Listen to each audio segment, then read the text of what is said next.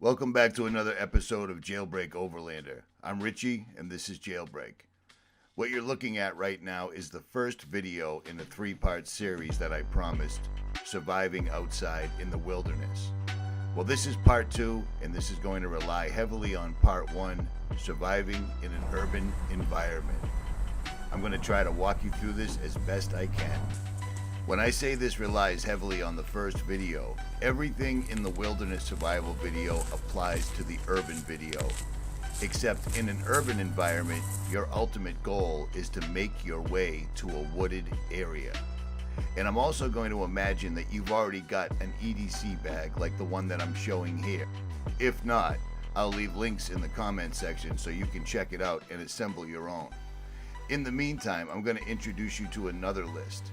This list is things you can keep on your person, in your pocket. Safety pins, fire plugs, water container, ranger bands, etc., etc.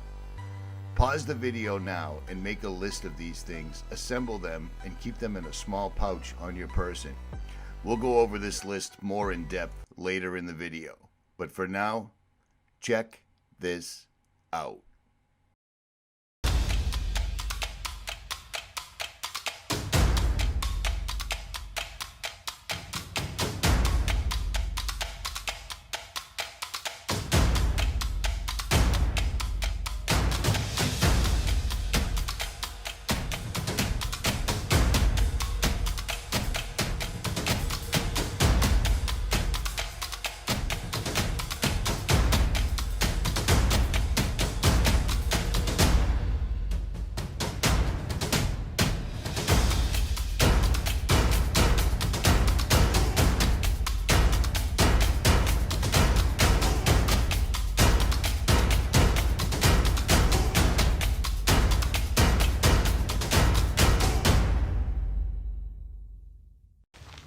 Even though I'm in southern Missouri,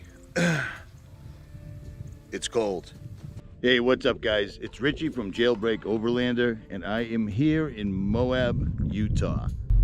5:30 in the morning. It is freezing here in Kentucky. It is freezing this morning.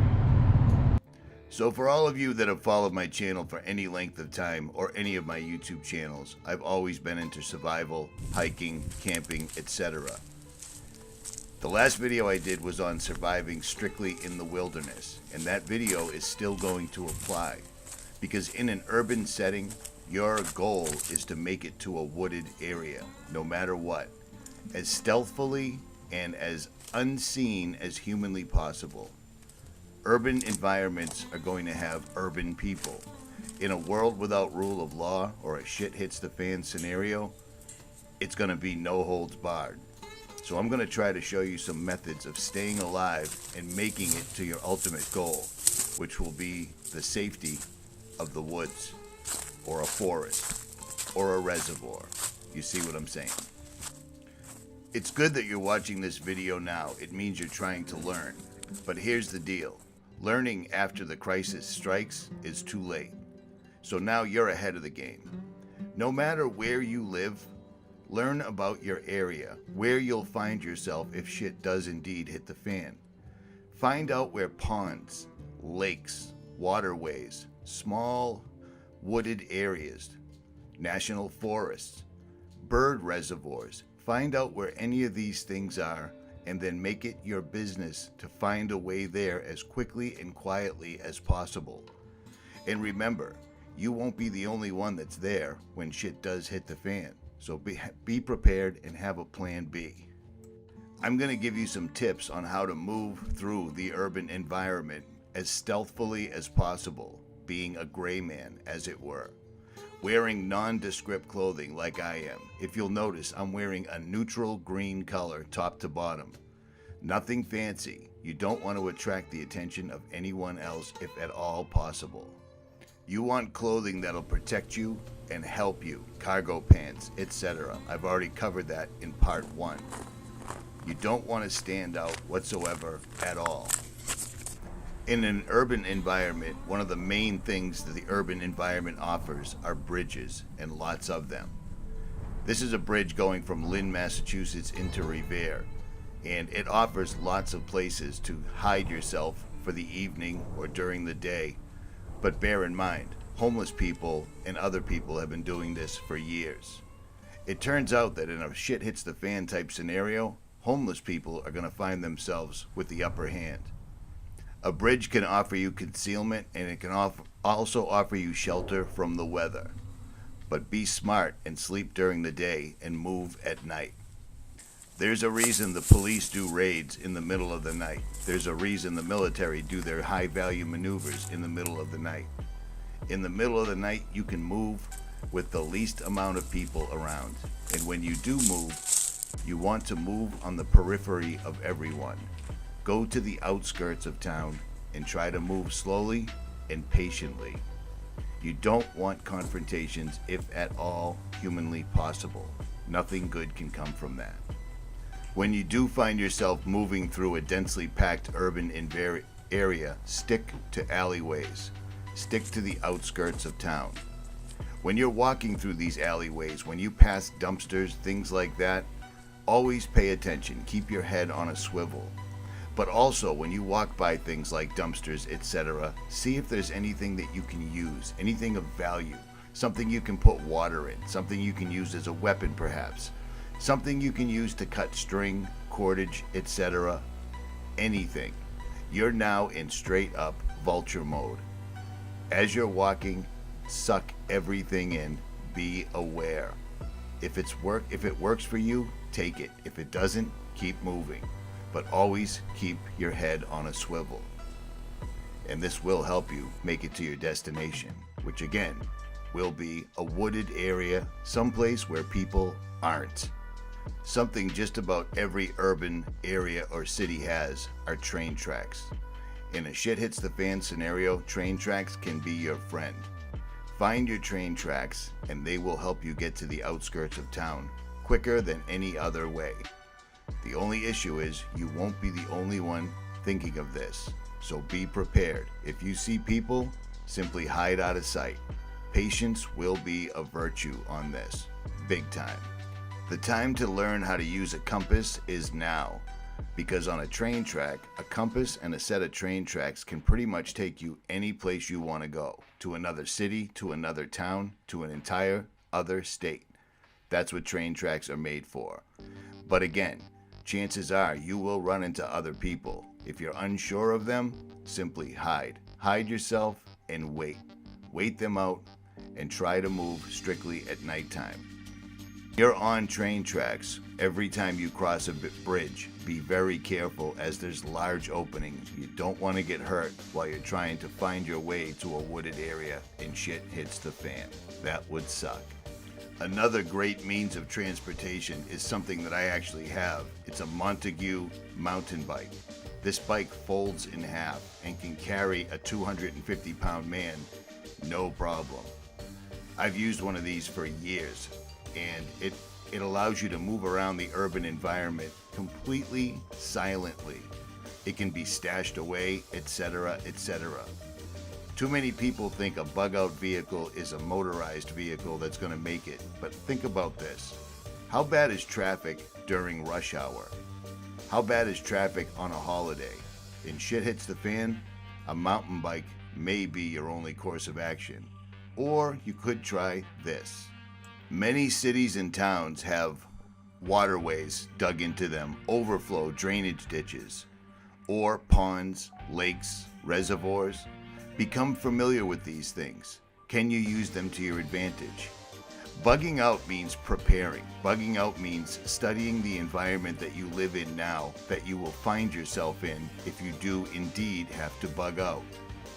Find out where ponds, lakes, reservoirs, because not only do these give you the opportunity to use them for transportation, but they'll also be a vital source for water, which is another reason you'll want to make sure you have a water filter. I recommend the Sawyer water filter. And the Sawyer water filter is something that should be in your EDC bag. Do you see the importance of an escape and evade or an everyday carry bag now? Also, if you live near water, stashing a canoe or a kayak in a secret location could save your life. Now, if you do live in an urban environment and you find yourself looking for gasoline, this only applies if all society has broken down. The airport can be your best place. People in Shit Hits the Fan are in another country and their cars are parked there, and that may be the last place you can find gasoline. Learn how to use a siphon. They're very simple, they aren't glamorous, but they do work. I'm not advocating breaking any laws, but in a world without a rule of law, it's an option. So I've shown you ways to move through the city, trying to find your way to that woodland oasis away from the urban environment. The urban environment is going to be dangerous, freaking out, nervous, scared people. You want to move on the outskirts of town. You want to blend in, be a gray man. If you see what appears to be danger, hide yourself, be patient, or defend yourself, one or the other. Every place you go, pay attention to everything.